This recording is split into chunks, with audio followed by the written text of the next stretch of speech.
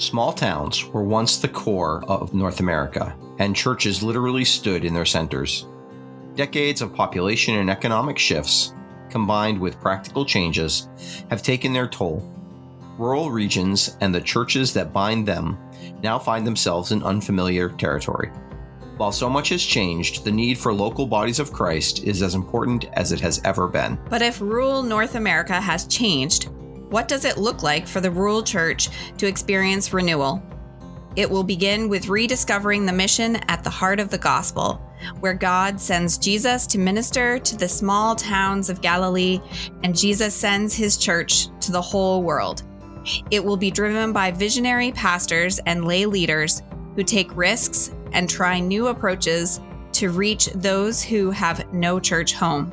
Rural Renewal Summit is a 2-day digital event happening April 21st and 22nd that will introduce you to other ministry leaders serving in small towns and rural contexts to provide examples and inspiration for being the church and addressing the needs unique to your community.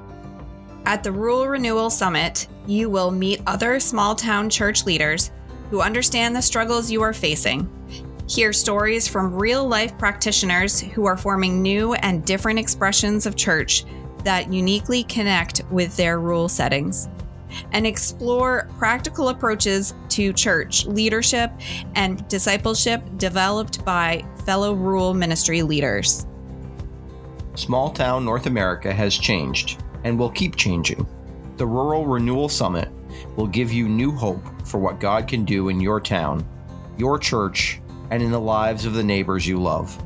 Join us on April 21st and 22nd, 2023 for the summit. Find out more at freshexpressions.com/Rural Renewal Summit.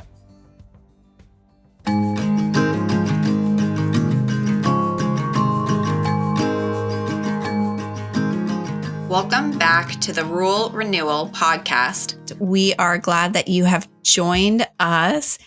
And if you haven't shared with your friends about our podcast, we would love for you to do that, because we want to be an encouragement to rural church leaders and to lay leaders doing interesting and innovative things in their particular context. Yeah, and certainly as we continue to hopefully have this be a little interactive and hopefully include some of the things going on in your contexts, either through the Facebook page, which is Rural Renewal Podcast Community, or certainly you can send us an email with some of those ideas. We want to share those kinds of things, because one of the things I think in rural ministry that we're trying to do together is just give encouragement, give creative ideas that help, in your context. Certainly no idea if perfectly fits in another context, but sometimes you've got to have the chance to help out, and sometimes you have to have, you hear about what's going on somewhere else, and then you're able to incorporate.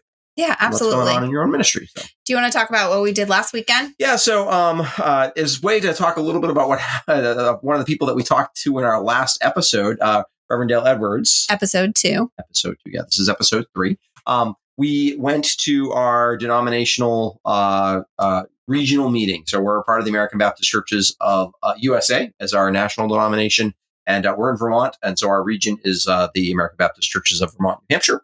Once a year, assuming there's not a pandemic, we get together at least once a year, but once a year we get together for our annual convention.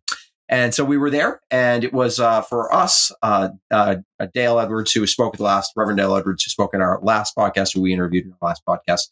It was his final one as our regional executive. He's retiring at the end of August. So had a chance to see him and hear him speak one more time. It was really a good time. And so it's worth going back. He has great stories. It's great to go back and listen to that. Also, Aaliyah Hitty was also really, really good. Our last podcast as well as an interview. So if you haven't listened to that one, go back and listen to that one. It's certainly well worth it. But yeah, and we joke around.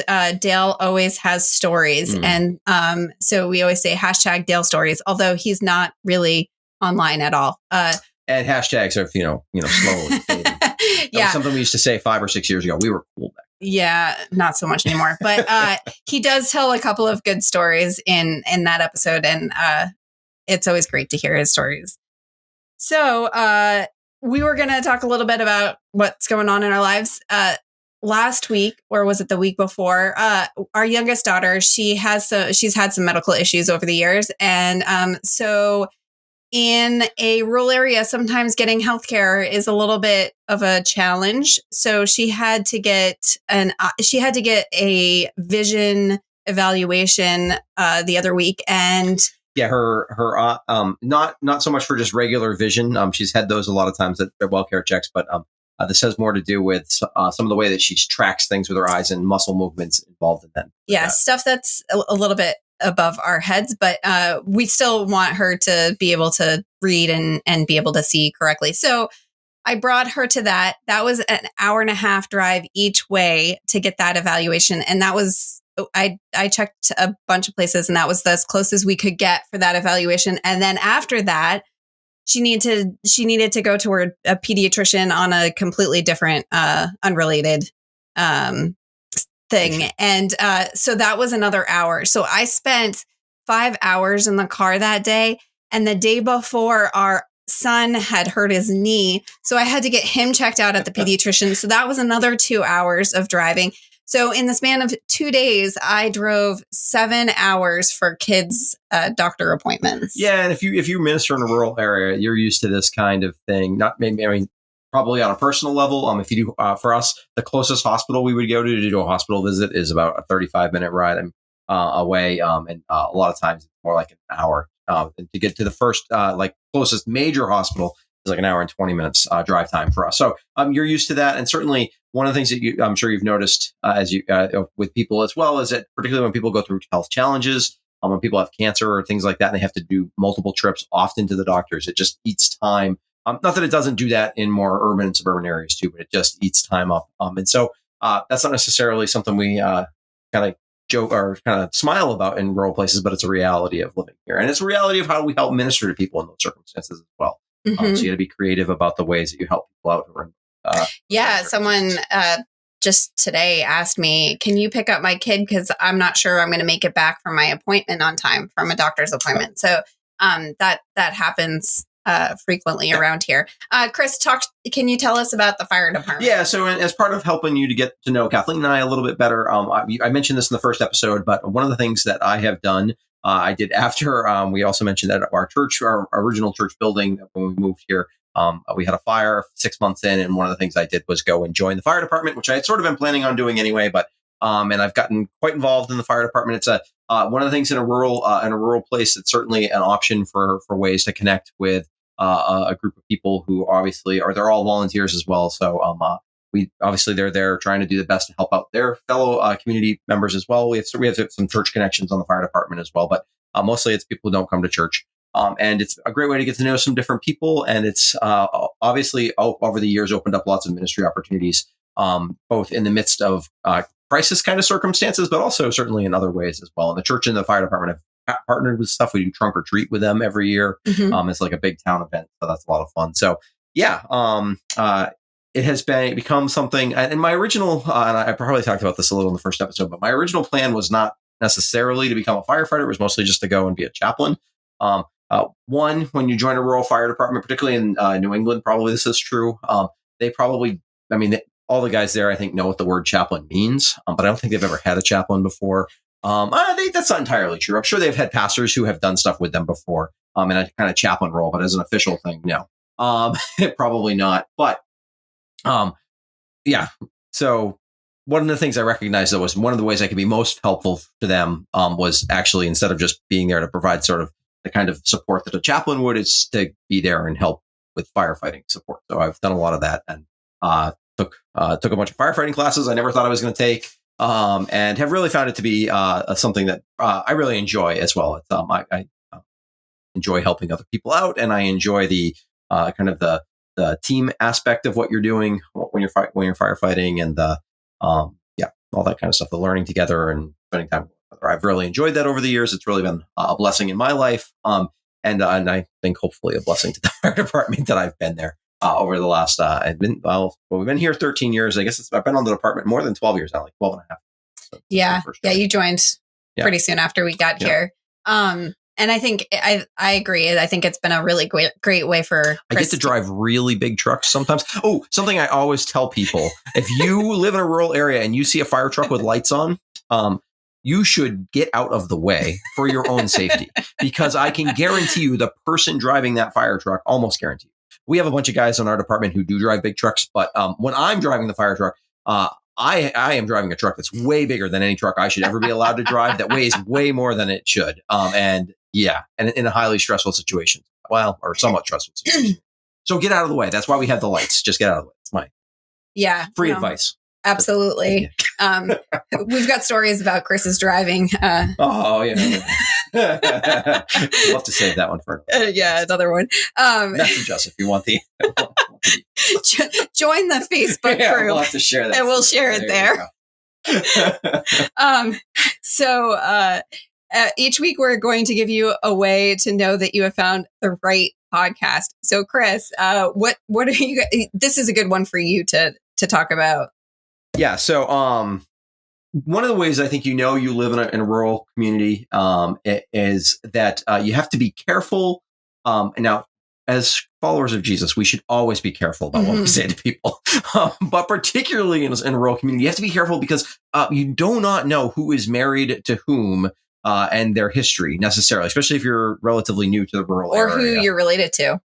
Who you're even related to. Well, that's if you grow up in the town. Well, that's true. Which is, so I kind of know this inherently because I grew up in a small town, not in the town we pastor right now. I grew up in a rural town in New Hampshire, Samerton, New Hampshire. And I grew up in a church. My parents still go to the church that I grew up in. They still live at the house that I grew up in as well. And when I went to church there as a kid, at the time it was Second Baptist Church of Samerton. They've changed their name. They're now Mountain. But anyways, back when I went to church there as a kid, all four of my grandparents went to church with me every Sunday morning. Matter of fact, I usually sat with my mom's parents. We sat in the pew next to it. It was a long, and I would, Grammy would keep me, occupied as you do with a 5 or 6 year old in church. With a calculator.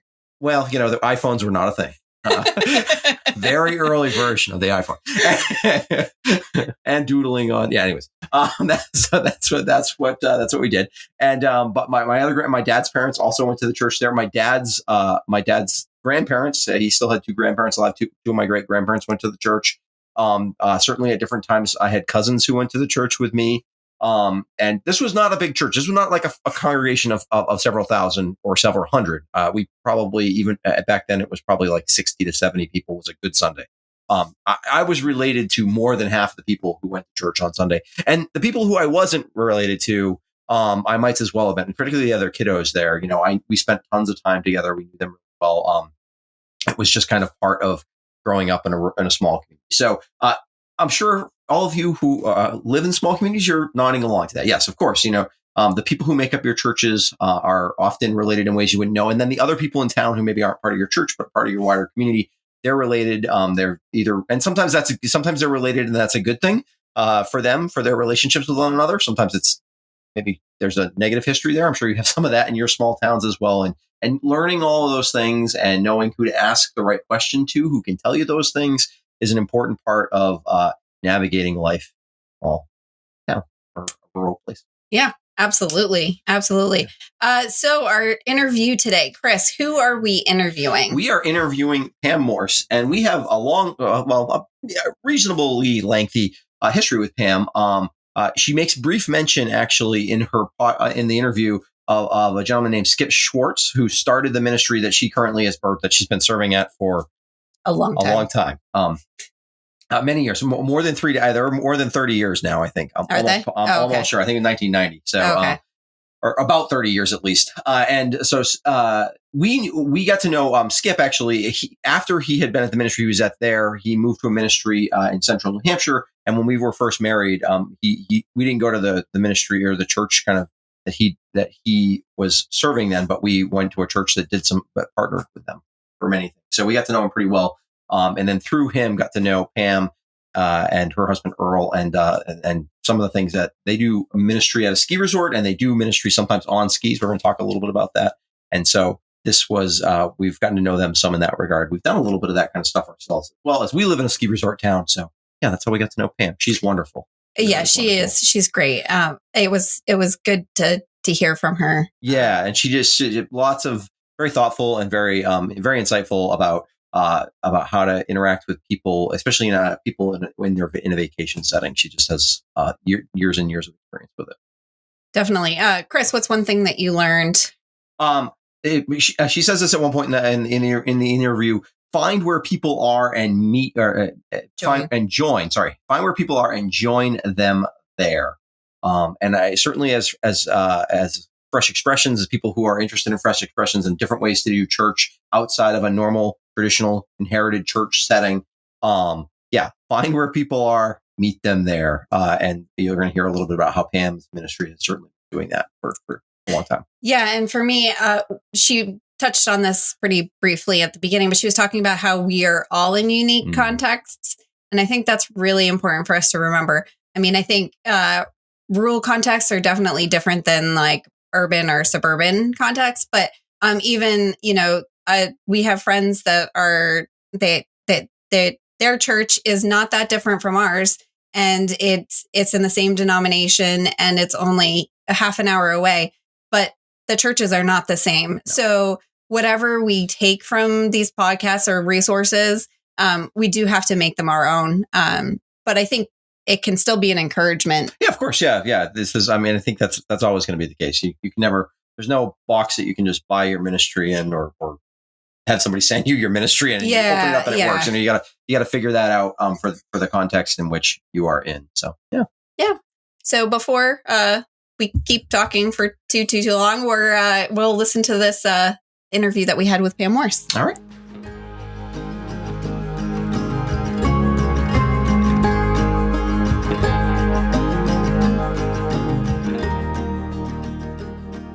We're excited to have Pam Morse on the show today. Pam, can you tell us a little bit about yourself and how you ended up doing ministry where you're at? Well, sure. Be happy to. I went to seminary in Boston area, and at that time there was a clergy glut. Way too many clergy. The whole thing was tipping into the ocean. And my husband and I had attended Bates College in Lewiston, Maine. And so we liked Maine a lot. And so when we both finished seminary and we were looking for a place to serve. And that's where we ended up, which was in a pretty somewhat semi-rural area in Maine, in Farmington, Maine. And they were willing to take on a clergy couple, which was really great, which is back in 1989 was a really new thing. No, and we just even back in 1980, somewhere. You're much younger than I am. Thank you. And so we just love being in a small community, and that's how we originally kind of started it, what we will generally call rural community ministry. Yeah. All right, and then now you have this really unique ministry, which is really fun. We've known you for quite a while and had the chance to kind of see some of what you do. And so tell us about what you do for ministry at the moment. At the moment, I am, along with my husband, co-pastors at Sugarloaf Christian Ministry, which is, let the cat out of the bag, which is at a ski resort in the Western Mountains of Maine. And as we like to say, it's tough work, but somebody has to do it. Yeah, and we certainly, one of the reasons we've gotten to know you is because we pastor in a town that's also near a ski area. Although our ministry is not quite as connected to the ski area as yours, but it's definitely it is a big part of our community and a place where we do some ministry as well. And so we've shared some of that together. But yeah, it's really it's just been really neat to get to know your story a little bit in that regard and the neat ministry way God's called you to that kind of ministry. So what are some unique challenges that you face in your particular context? And thank you for recognizing this is a particular context, and all of our contexts are very particular. I mean, none of us do ministry in any kind of generic way. I mean, it's all particular. And it is rural where I am, and the town where I pastor, which is Carrabassett Valley, Maine, lots of letters, hard to spell. It is rural. And we have about 600 residents. So I think in that way we fit the rural category. But we have 10,000 pillows. Wow. And that makes it a really unique context for ministry. I'm in the middle of a ski resort, the Western Mountains of Maine. I'm about 45 miles to Quebec. and about 45 miles to New Hampshire. Mm-hmm. So it is very unique. But unlike some rural areas, it's really very transitional. Mm. So in the time that Earle and I have been here, we arrived in, full disclosure, in 1990. We're probably on our fourth or maybe fifth congregation. There's nobody left from that original group at all. Those are some of the things that make it unique. It's also, and I'm so glad you guys are interviewing me, it's Northern New England. So hello. Yeah, it's definitely Nobody cares about church. I mean, the only people that are there are the people that really, really want to be there. There's no social cachet. There's no, like, which church do you go? I mean, there's none of that. Yeah. No. That's some of the things. There's more. You want more particulars, or is that enough? Well, you're completely right about the social cachet, right? I always say and people don't even really for the most part around here feel this pressure. The only pressure people ever feel, around us to go to church is if there's some family pressure, but even that is very minimal, even amongst people who have a family history of going to church. So, people who show up, sometimes people show up and maybe they don't know who Jesus is, and maybe they're kind of hearing the gospel initially, but they're definitely looking for something when they show up. They don't just stumble in the doors. So, yeah, which is a different context than other places, certainly. I think so. Yeah. No, I really do think so. And I don't know about where you guys are, but for me, we're the only church in town. Mm-hmm. And that is a kind of another rural marker. Mm-hmm. We are the only church in town. We have been the only church in town since our church was founded here. And that's freeing, but it's also kind of lonely at the same time. Mm-hmm. Yeah. Oh, absolutely. Yep. We're one of two in our town. So, so not quite as much, but close. Yeah. And but there is still that, we are certainly, as I'm sure you are, we're isolated from kind of clergy, colleague kind of groups and things like that. Zoom and Skype and those kinds of things have made that a little more, possible. Certainly we've all learned that through the pandemic, but those, relationships with other clergy, which can be, really helpful in our context, you have to work to make those happen a lot of times. And there's not, you only have a couple other options usually, which is fine. But you do have to kind of work through that. So, now, what do you see as God's specific mission for your particular context? Well, it's interesting. It kind of flows from that. One of the things that's a positive about being the only church in town is that when you want to do something, you have to partner with people who are not in the church. Mm-hmm. And that's awesome. So we partner with the mountain. We partner with the library. We partner with the Lions Club. We partner, in other words, you have to get out because that's who's out there. I mean, we partner with the ski club or whatever. And so that's actually a really good positive. And for our specific mission or a particular context, I do need to say our ministry was founded by a man named Skip Schwartz, who was here for about 4 years and who is now retired. And he had a vision for reaching people coming to the ski mountain for vacation. Mm-hmm. We kind of thought if we can connect with folks when they're relaxed, when they're enjoying life, then they might slow down enough to listen. Mm-hmm. And then also when people are in a crisis, we can be here to minister to. And that often happens when you're on a ski hill, or when anytime you have a lot of 10,000 people together. Yes. So our ministry, unlike say compare and contrast to other rural ministries, it was very specific. So I actually looked it up in our Constitution. The ministry will seek to minister to the Sugarloafer and the people of Carrabassett Valley. Secondarily, the ministry will reach out to people of surrounding towns. So our ministry is very focused. And a Sugarloafer is if you've ever been here, if you've ever come, if you've ever identified, then you're a part. So it's a term that the mountain uses that we capture. Yeah. And I think, while that is certainly unique, it's not that unusual for rural areas to be places where people go to vacation as well. Certainly. And that's probably true more in rural New England. But there's lots of other rural parts of the country where that's true. And so, while it's definitely something that's good for churches, even if your focus is maybe more on or if your particular ministry context is more focused on the people who are full-time residents of your town. If you have a second, vacation population, finding some of those creative ways to connect with them is important, because there are a huge part. I mean, certainly, for us, we're not. It's really the town south of us that has the 600 residents and 5,000 or 6,000 pillows. But even our town, certainly, there's probably twice as many pillows as there are people who live in town. So we're still certainly on. And so, and we have definitely had people who come through over the years. But I think to really connect, especially like you're talking about with those Sugarloafers, you really have to be very focused on them, because it's a different kind of ministry to people who are often there for just, weekends at a time and finding ways to connect with them. So, any particular ways? I know your dissertation, which is amazing. It talks a lot about. Me. I know. One of the best things about doing a podcast like this is you read a bunch of stuff you wouldn't necessarily read, which is great. Well, we've done something helpful in it for you. Well, so you talk about the family that came and baptized and had like a baptismal ceremony right away. And if you wanted to share a version of that story, and I didn't ask you that ahead of time, so I apologize for that. But it's a really neat story that kind of encapsulates the kind of ministry God's called you guys to.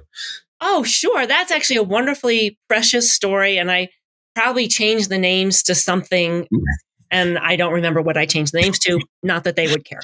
But we do have a family here that lives in New York State, but has a place here. And when their daughter was born, this was such an important place to them that they want her to be baptized here.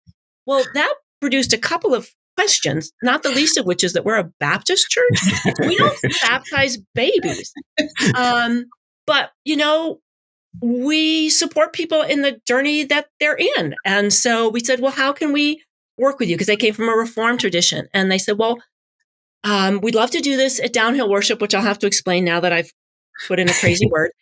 And so the parents kind of did the baptism with me kind of supporting them as in one of our services. And they brought water from home in New York. I'm trying to think, there was 3 places. They brought it from their river nearby. I think maybe it was the river here in town, and snow from the hill. And they mixed it all together, and they used that to baptize their daughter with their friends, with our downhill worshipers, in winter outside on the side of a ski. And that's pretty cool. And that couple since then actually become members of our board, actually. So that's really cool. That was really important. Yep. So tell us about this downhill worship. And that, if there's one thing I could say, and I'm sure we'll get to this about rural ministry, is, find where people are and go join them. And I would imagine for a lot of rural churches, similar to mine, part of the reason that people are there, unless they just feel stuck there, is because they connect somehow to the great big outdoors entity. And they're willing to let go of not being able to get their nails done or go to Starbucks or whatever, because they value so much that connection to outdoors. So for us, it's find people where people are and then join them. So the first way in which this community, Sugarloaf Christian Ministry, worshiped was outside in the winter on skis with something we call downhill worship. We meet at a sign, we take the chairlift up together, and we do a run together where we stop a couple of times and we reflect on whatever the theme of the day is. You do see outdoor worship services at some other ski resorts, but they stand still. And sometimes they're overlooking this lovely vista. But it's warm and it's sunny, and that's not Maine. So we can't stand still and look out, and you got to keep a move on. So that's what downhill worship is. And I was just thinking, matter of fact, I shared one just a couple of weeks ago. Give an example of how do you get this to work? At our first stop, we gathered together. We just shared our first names. And I said, do you prefer to ski? No. Which do you find more problematic? Skiing in flat light or skiing when it's really, really cold and windy? What bothers you more? High wind or flat light? And we just took off from there. Nice. Everybody can answer that question, right? I was going to say it's flat light. It's the only answer you can get. I don't like the cold. I'm a fair weather skier. Thank you, Chris. It's flat light. No, that day we had 100% were voting for flat light. Now, of course, that day it was incredibly flat light. And I just come back from 3 weeks in Europe where I swear I didn't see the sun. And so it was but we used that as a jumping off point to talk about sources of light. Then we talked about the scripture, Jesus says, I am the light of the world. And then he says, you are the light of the world. And so each time we would talk a little bit about that. So we took what was kind of going on around us and, ingested it and applied it. I don't know if that's helpful, but that's incredibly helpful. And the kind of thing that, yes, your church is it's built into the DNA of your ministry, but that so many, I think of us as, or churches that are maybe a little more traditional in the DNA that got them going, as ways that we can, remember, hey, what are people up to? What are they doing? How can the church, instead of trying to start its own thing up or do its own thing, how do we join in with what's going on and bring the gospel into Fresh Expressions is certainly all about that, right? Finding the place where you can find what's going on, connect with it, and make it a space for Jesus. So yeah, well, that almost sounds like you're forcing yourself on the space, but opening it up to be a space for Jesus. Yeah. For the folks that I'm dealing with, their sacred space, their sacred place is on the mountain. So why would I insist that it's more holy for them to be inside a building? That doesn't make any sense to them. That doesn't make any sense. Yeah. I will say, when we finished that downhill worship the other day, I had an 11-year-old with me who had not done it before. And I loved it. I wish I could have gotten it on, tape. He said, I like church outdoors way more than church inside. I'm like, my work is done. That's great. Good for a lot of folks. Yeah. Now, when you read ministry books or you go to conferences, what are some challenges you face in trying to apply the what you're learning there to different contexts that you're serving in? Yeah. This is so difficult. This is what makes my head pop off. For years, and you have to remember, my husband and I have been here for 32 years. So we were doing, I think we were doing Fresh Expressions before there was a name for it. Certainly. But for years, I just felt like we were the ugly duckling of churches. Like we never quite fit in. Nothing I read, nothing I attended, it didn't really make sense. I remember when we were in field ed back in seminary, the pastor that was in charge of us, turned to my husband and said, unless you like sitting inside and drinking tea with basically like the old ladies, you are not going to make it in ministry. And it struck him to the heart so much that, it basically made him cry. Cause he's like, I don't think that's the only way to do ministry. What I forgot, because I would often say to folks, this is just feel like the ugly duckling. What I would often forget, though, is that the ugly duckling does turn into a beautiful swan, but it still doesn't look like anybody else in the barnyard. That's true. I have to go back and find that old folk story. So I still have to re-sign everything I read, everything I watch. I can't take anything in and just apply it. There's no program. Yeah. Right?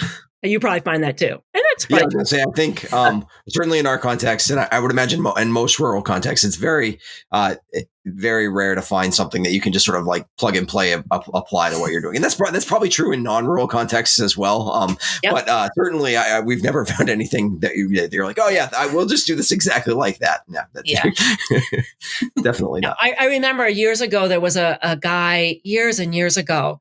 He came to the church and he was from Florida, and he thought that we really needed to do evangelism explosion. That's going to date me and anybody else who's listening. And it was this thing where you kind of would go door to door and kind of explain Jesus or whatever.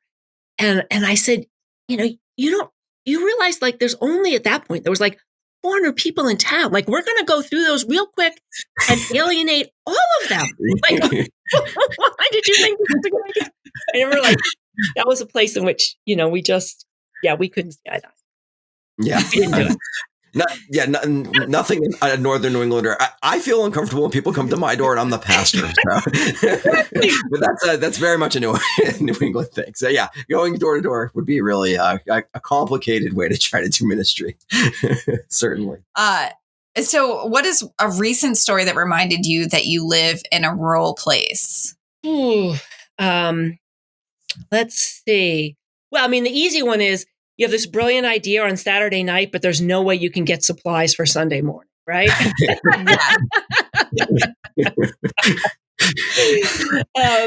You read those children time things, or you get something and you're like, oh, I just need, an avocado. And you're like, yeah, no, it's not going to happen. Definitely. Geography matters, Yes. And I don't know where you are, but for where we are, I usually can explain it when I go and speak at places. I usually say, where I live, it's 42 miles to the nearest stoplight. Yeah. We're only like 20, so you're doing really well. Oh, in terms of like, what does rural life mean? Yeah. So for us, it's an hour to the nearest hospital, 2 hours to a significant hospital. All that pastoral care stuff you read about, even before COVID, that was extremely, extremely difficult. Yeah. A number of years ago, this is more serious, but it talks about rural ministry. So during Christmas vacation week, the mountain won't like me to tell this, but it's true. We did have a problem with one of the chairlifts, and the chairs derailed. Okay. Mm-hmm. So the chairs fell off the lift, and the cable fell down. And this was during vacation week, and the lift was full, and nobody died, but people were severely injured, and they ended up in Portland, which is a solid 2.5 hours away. And how do you, number one, get them there? How do you support them there? I remember, and because it was Christmas vacation week, there were, it was like 3 out of the 4, was one family. There were 3 out of the 4 family members were all in the charity. Mm-hmm. And so I remember, we literally packed up, Earle and I went into their place. I didn't really know them, but we went into their place by their permission, packed up all their stuff, put everything in their suitcases, took down their Christmas tree, emptied their fridge, and everything, because they're not coming back. I don't know if that's a really good example, but geography it matters. Yeah. Every day. You can't age in place here. Really hard. We don't have a nursing home. We don't have any of those facilities. I imagine in a lot of places. How do you get old here? It is really hard. Yeah, we talk about, for people who it's probably a little easier to age in place here. Although there isn't a nursing home in town, you got to go quite a ways. No, there isn't. But there is. We do have some like retirement housing, sort of like senior housing, essentially. But when people lose, like without a vehicle, and there's a social service agency in town that does work on that kind of stuff, and works on rides, which is great. But you lose a vehicle or your ability to drive, and it becomes incredibly hard to live here. Just to get the medication you need, to go to the doctor, to go to the store, the doctor, all that kind of stuff. It's very hard. Yeah, certainly. Yeah. So we were fascinated by the way you spoke about place in your dissertation. How do you think people's lack of sense of place has impacted the way church does ministry? Well, one of the things I think is important for us to remember is, your church building might be your place, but it's not their place. Mm-hmm. So, our buildings could be used as an asset, but they're just that, assets. Mm-hmm. I mean, they're not more holy than the places where people are hanging out. And that's really hard, I think, for church people to really value and appreciate. For some people, their ballpark might be their sacred place, or their cornfield might be where they feel closest to God. And if we keep insisting that they actually have to come into our building and our sacred place in order for them to know and experience God where we've really missed the boat, because Jesus really didn't do that. He never insisted people come to him, like he was out there. Right? Yeah, completely. Yeah. I like that. Yeah. I think we sometimes underestimate the value of place. I mean, like where we go camping every summer to the same place. And as soon as we get there, we know it. We feel comfortable there. We don't have to figure out where everything is. We just can relax. And so I can totally understand how that would be, how that is important for us to think about in the church life, that if we expect people to always come into our building, that we lose out on a lot of stuff, like a lot of opportunities to minister to people and to reach out to them. And it becomes a power thing. I mean, we don't intend it to be that way, but there's a power differential there, and it's just a threshold. That whole kind of threshold anxiety, particularly in New England. Just going across the threshold into a religious building can really just give people the willies. And those of us who are comfortable there, we don't think about it. And it's interesting you should mention about that place you go on vacation all the time.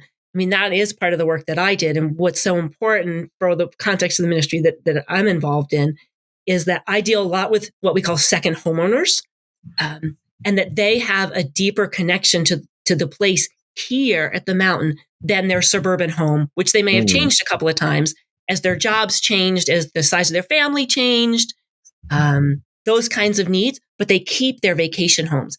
And those vacation homes become the home of their hearts. Which is really, really interesting. It is. And we certainly run into that when we do weddings at Stratton, which is the mountain near us, because it's often with families that have... they've lived there for, 40 years or something like that. And that's where they go on vacation, and they feel more connected to the mountain than they do back home. And so they do sort of a destination wedding, trying to just enjoy the space that they enjoy.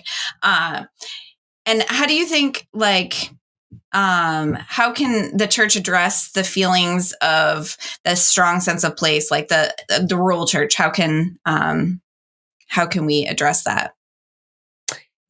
I think that one of the ways that we can really do that, and particularly in kind of rural America, where sometimes, they might say, well, hey, we're out here, is to celebrate as many opportunities as you can. To find ways to celebrate the place you're in, and to just acknowledge that God loves to hang out there. So, and God loves to hang out where you are. So, is it the Harvest Festival? Is it the county fair? Is it a local crop that, is really famous here? What are those things that people love about where you are? Why do people stay there? What is that? And to come alongside, and this is something that I've learned, again, not having another church in town, having all the players and partners that I work with be people who are already in the community in a way that's not religious, that don't have those kind of hangups that we, particularly in New England, have. How do I come alongside other groups that are helping folks to appreciate their locale? So is it the snowmobile club? Is it the Grange? Is it the skateboard park kids? I mean, it doesn't have to be an age thing, and to help them celebrate what it is that makes that the place where they are so powerful. And if I could just make one little pet peeve about get outside. If you haven't heard that yet, get outside. Jesus mostly spoke and taught and healed outside. And it's so apparent that it's when he goes inside that the authors tell you he's going inside. Otherwise, you can assume he's outside. It's true. Yeah. And so I think that, and if we're involved in the outdoors, I think outdoor ministry keeps things connected to the world around us. And you can't drone on for as long if you're outside. Can't do quite as many verses to the song, right? You gotta wrap it up. And you can't talk so long. It's 100% accurate. Keep it crisp. And oftentimes they're not like sitting in these like, I don't know. It's just Jesus was outside. Just get it. Yeah. One of my favorite places I ever did planning for a funeral was one of the first funerals I ever did here. It was sugaring season, which is huge in southern Vermont. There you go. The family, they're like, well, we're boiling tonight. You want to come over? And actually after that, I spent many nights hanging out with them which unfortunately they don't boil anymore, but the family kind of moved on from it. But it was, and a great way to kind of bring Jesus into the moment, and also just have a lot of fun, right? I mean, it's who doesn't want to go and make maple syrup for a night? It's amazing. Exactly. How sweet that was. It was really sweet. It's sweeter as the night went on, actually. You also talk about you have a discussion on place. You talk about the overemphasis on the spiritual aspects of life while diminishing the physical, that it can lead to devaluing a place. What are some ways that your unique ministry is able to use its emphasis on the physical to make real connections with your community and the people who live in it? I don't know if I can answer this well. It's a great question. It's really hard. But what I can do is just talk and see if anybody answers that question. That's what I would do. So. Well, one of the things that we try to do is don't just take whatever you do inside and take it outside. Because that's not valuing place, right? That's just valuing the stuff that we like to do. And we're going to just go do it. It can work, but it's not the best. When you do that, one of the things you'll notice is how artificial some of the things we are that can kind of work inside. But when we get outside, they don't work that well. And I think the other thing too is, our focus, as I said, it's not about getting folks out there to come in here. It's about going to where people are and to engage them in their own comfort zone, engage them in their own sacred place, in their own sacred space. Jesus went up on the mountain to pray. Jesus spoke from the fields and the mountains. Jesus made all of this earth holy ground.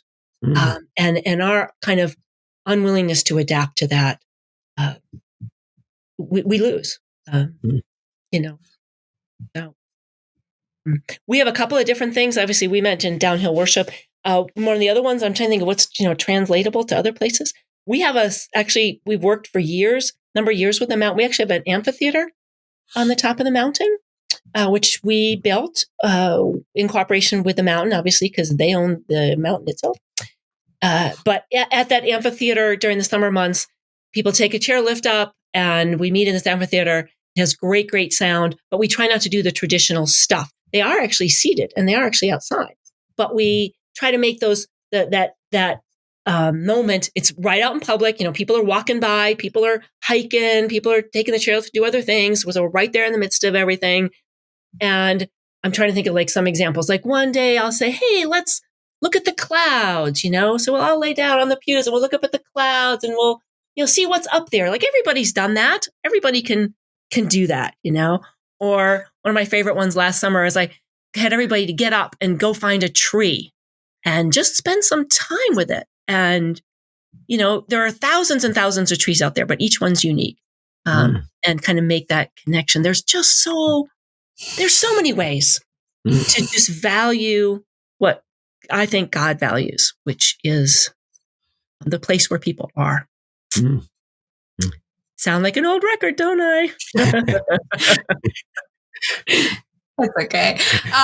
So we're going to ask you a more personal question about your personal faith. What is one spiritual practice that you have found meaningful for your faith journey? Again, sounds like a broken record. One of the things I grew up in suburbia, by the way. I grew up on the T-line outside of Boston. So I did not grow up rural.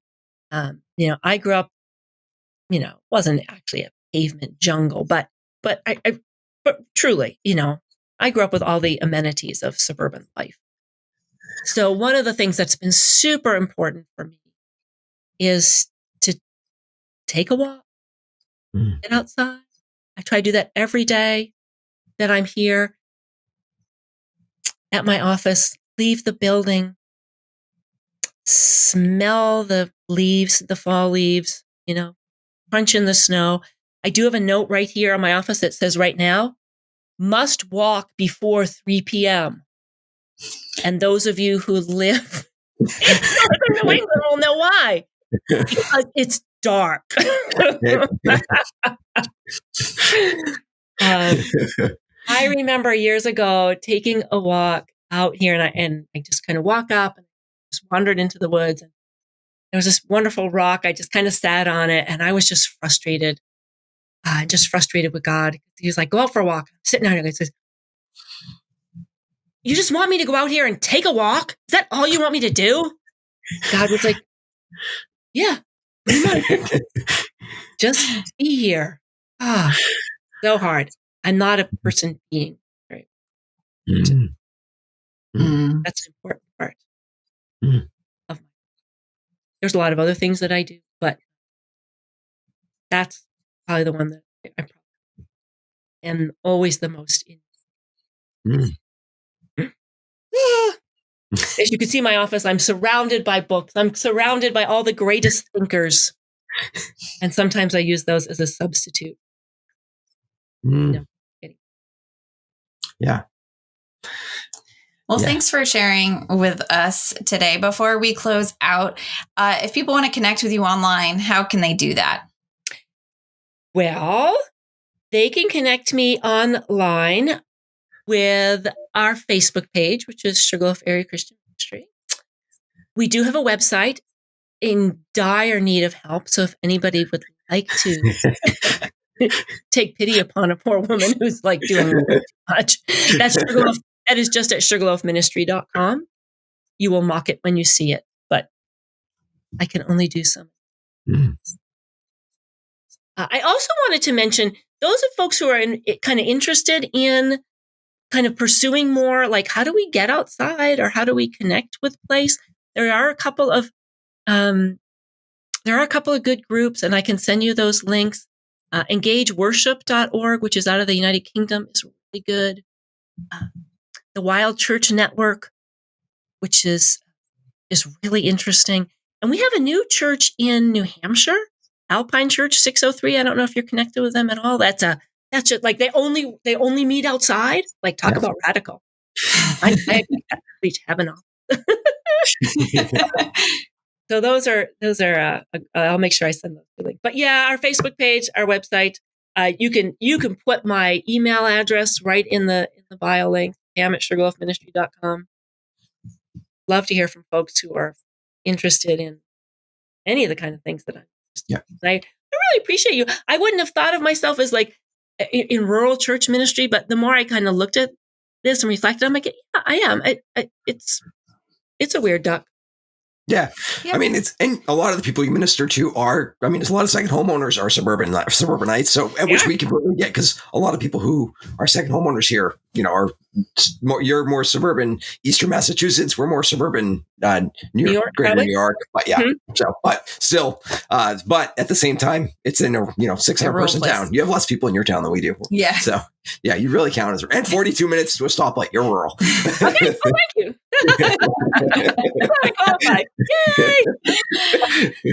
Well, thank you so much for joining us today. We really appreciate you taking the time to talk to us, and my pleasure. Hope you have a great day.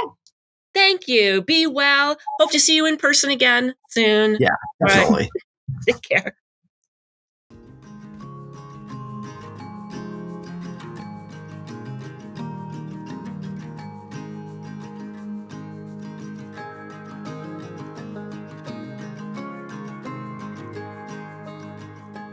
All right. Welcome back. And we're just so thankful for the opportunity there to interview Pam Morse. And one of the things we want to do at the end of each of the interviews is just say each of us have a chance to say one of the things that we took away from the interview. So Kathleen, what was something that you took away from our interview with Pam? I really appreciated that she talked about how buildings are not more holy than not buildings, that we can know and experience God outside of the church building. And I think sometimes we can get stuck in doing everything out of our church building. And it can be a challenge, especially given rural areas. There's not a lot of places sometimes that you can meet, but there's always outside. There is. And did you share that one just because we went like 6.5 years without a building? 7 years without a building? No. Yeah. We had to be real creative. maybe you at least appreciated that. Yes. Right? In that regard. Okay.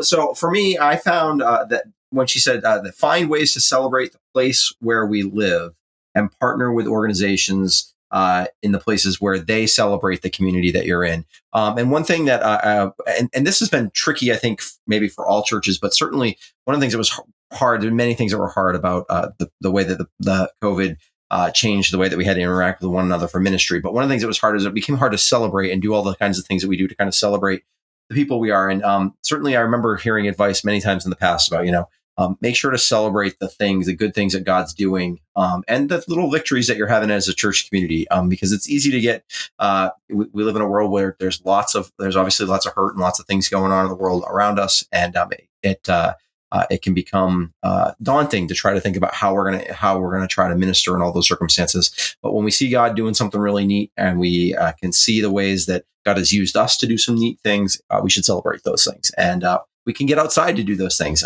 We had a sledding party at church yesterday. Yeah. And it was a little chilly, but it was nice to get outside and have fun doing that. And that was a fun thing to do. So, yeah. Yeah. Chris had to go out, walk on a pond to retrieve a sled. Yes. That had. Yes. It was important to not send one of the little ones. Although in some ways, maybe we should have sent the little ones. That pond was fine. It was very small. Yeah. And I enjoyed the sledding part. I don't know. Kathleen does not really love the cold. You seem to endure it pretty well yesterday. Yeah, I hung out with someone else who probably doesn't. We did not have a fire like we didn't have a fire. We often have in the past. Yeah. That just didn't happen this year. We should do that for you next time. Yeah, but it's okay. I embrace it. Yeah, exactly. So, we live in Vermont. You have to to some extent embrace the cold. Yeah, absolutely. So Chris, tell us one thing that has happened recently in your life that reminded us that we live in a rural location. Yeah, certainly. So one of the things we talked about firefighting and how that has often opened up opportunities. Actually, just a couple of days ago, had a call. And one of the things, our fire department, we don't do medical. We have a separate ambulance service in town that runs basically all medical calls in town, which quite frankly for me is, they do amazingly and important stuff as well. But for me, it's good because the time commitment to do both of those kinds of things would be way too much. And the time commitment on medical calls just wouldn't work in my schedule.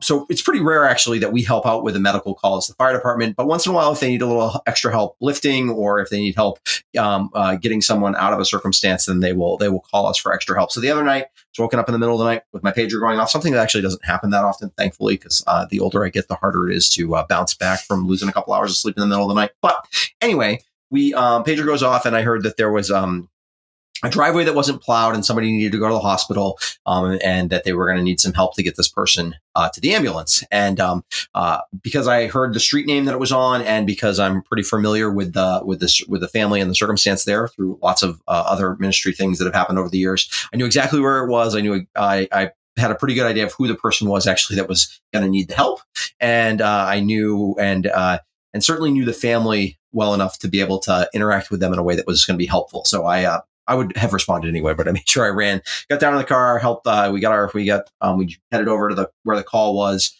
made sure that I headed quickly up to the house. There was already an EMT on scene, who was doing a bunch of medical stuff, but I was able to kind of help out with some of the logistics and things like that, and hopefully helping the family feel a little bit more comfortable.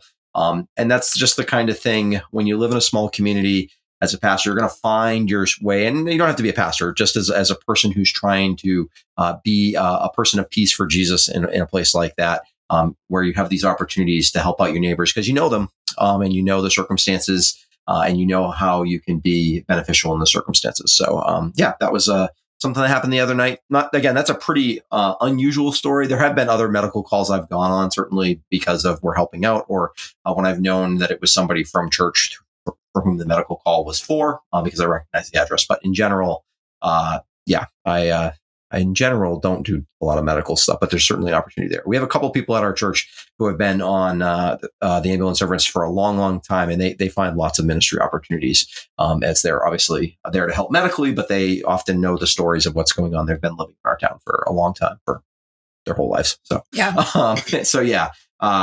finding those places where you know your neighbors, you know what's going on in their lives, you can be helpful in ways like that. Yeah, really, really beneficial stuff. So, it doesn't have to obviously be through the fire department or the EMTs. There's lots of coaches and things like that for kiddos and over the years that do that kind of stuff. People who are involved in other groups at school, things like that, or groups with adults too. So, yeah, find those places. Yes, absolutely. Before we say goodbye, if you would take a few moments to rate us on wherever you're listening to us, we'd really appreciate it. We want to be an encouragement to the rural church. And one way that you can help us is by giving us a rating. You can also share us with your friends, and you could share us on social media. We have posts on Fresh Expressions, our Fresh Expressions social media pages. We're on Facebook, Instagram, and Twitter. So if you need something to share, you can do it that way. But we would really appreciate you taking the time to do that. Yeah, it just helps get the word out about the podcast and hopefully build a bit more of a community here. And hopefully all together, we will continue to find ways to see the gospel move forward in our rural communities. Rural Renewal Podcast is a part of the Rural Renewal Summit, an initiative of Fresh Expressions happening April 21st and 22nd. The summit is a 2-day digital event exploring new possibilities for small town churches. Learn more at freshexpressions.com/Rural Renewal Summit. Fresh Expressions is a worldwide movement of everyday missionaries who want to see churches thrive in the places we live, eat, work, and play, by leveraging the creativity and endurance of the inherited church. To learn a simple 5-phase process for starting a new expression of the church that works in small towns, big cities, and everywhere in between, go to freshexpressions.com/how-to-start. To connect with this podcast, you can email us at podcasts@freshexpressions.com. Rural Renewal Podcast is hosted by Kathleen Blackie and Chris Blackie. It is edited by Joel Limbowen and produced by Kathleen Blackie and Chris Morton. Our North American director is Dr. Christopher Backert. If you've learned something or have been encouraged by this podcast, please help us spread the word. You can give us a review on Apple Music or Spotify and share this episode on social media. Let us end with this prayer for town and rural area from the Book of Common Prayer. Lord Christ, when you came among us, you proclaimed the kingdom of God in villages, towns, and lonely places. Grant that your presence and power may be known throughout this land. Have mercy upon all of us who live and work in rural areas, and grant that all the people may give thanks to you for food and drink and all other bodily necessities of life. Respect those who labor to produce them, and honor the land and the water from which these good things come. All this we ask in your holy name. Amen.